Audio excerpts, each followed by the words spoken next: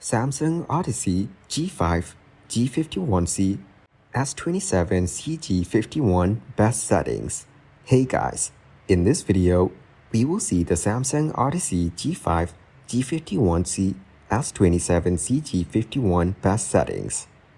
First, set the resolution to 2560 by 1440. This is for QHD. Then, adjust the refresh rate to 165 Hz in the display settings. Next, enable FreeSync Premium for smoother gameplay. Set the response time to fast or faster in the OSD menu. Calibrate brightness to 80 to 100 and contrast to 70 to 80.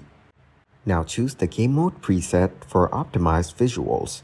Adjust color settings to your preference, for example, sRGB for accuracy.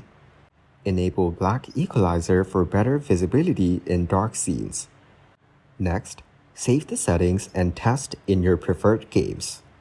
Thank you guys so much for watching. I hope you got some value. See you in the next one.